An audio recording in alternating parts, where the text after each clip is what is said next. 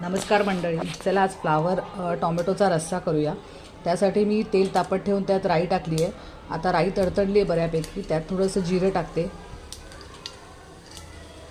थोडंसं हिंग आणि हा ठेचलेला लसूण मी ह्यात थोडा परतवून घेणार आहे।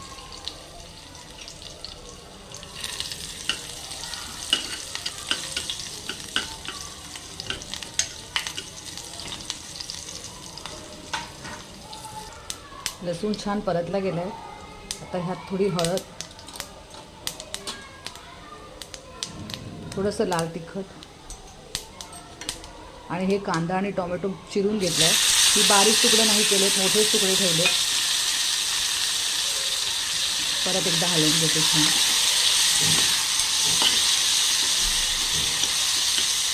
टोमॅटो थोडा फ्राय होऊ द्यायचा आहे, तो जरा मऊ व्हायला पाहिजे।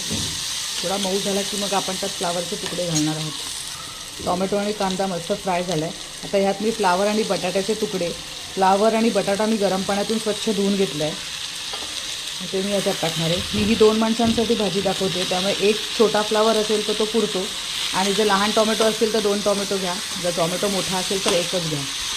व्यवस्थित परतवून घेणार आहे। मस्तपैकी फ्लावर परतवून झाला आहे। आता यात मी थोडासा गरम मसाला घालणार आहे, थोडंसं लाल तिखट परत एकदा घालते, कारण भाजीला थोडा तिखटपणा हवा आहे मला। मी थोडा परत वरतून तिखट घातलं आहे आणि चवीनुसार मीठ।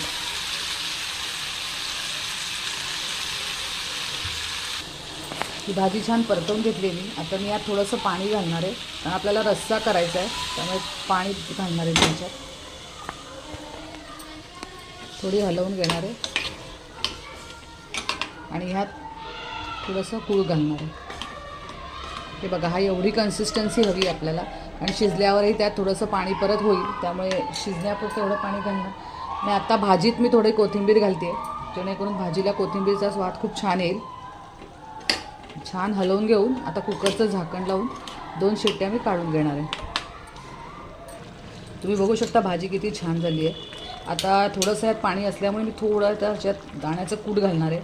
तुमच्याकडे जर दाण्याचं कूट अवेलेबल नसेल तर तुम्ही तिळकूट घातलं तरी चालेल। तिळकुटाने पण भाजीला खूप छान चव येते। आणि एकदा हलवून घेणार आहे। ही बघा, ही भाजी तयार झाली आपली। आता ह्यात फक्त मी वरतून थोडीशी कोथिंबीर घालणार आहे आणि एक 5 मिनटं हिला अशी शिजू देणार आहे, म्हणजे दाण्याचं कूट छानपैकी त्यात शिजलं जाईल। तर मंडळी, तुम्हाला ही फ्लावर बटाटा रस्सा भाजी कशी वाटली ते नक्की कळवा। चॅनलला लाईक आणि सबस्क्राईब करा। आणि हो,